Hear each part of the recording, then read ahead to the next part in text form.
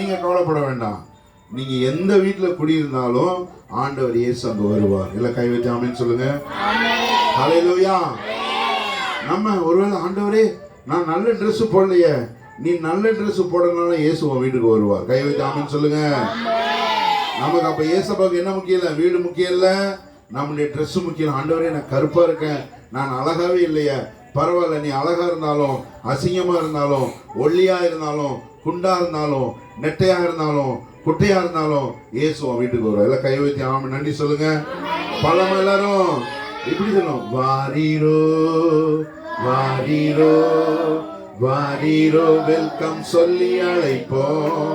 சொல்லுங்க எல்லாரும், வாரீரோ வாரீரோ வாரீரோ வெல்கம் சொல்லி அழைப்போம். ஏசப்பா வாரீரோ வாரீரோ வாரீரோ வெல்கம் சொல்லி அழைப்போம். அவங்க வெல்கம் சொல்றாங்க எல்லாரும். நம்ம யாருக்கு வெல்கம் சொல்லணும்? ஆண்டவராகிய இயேசு கிறிஸ்துவுக்கு நாம என்ன செய்ய வேண்டும்? வெல்கம் சொல்லணும். இப்ப காணா ஒரு கல்யாண வீட்டுக்காரங்க என்ன பண்ணாங்க? இயேசுவுக்கு போய் இன்விடேஷன் கார்டு கொடுத்து, ஆண்டவரே நீங்க கண்டிப்பா வந்துருங்க. அப்ப ஆண்டவர் நம்ம என்ன தெரியுமா செய்வோம்? சில நேரத்துல கல்யாண பத்திரிகை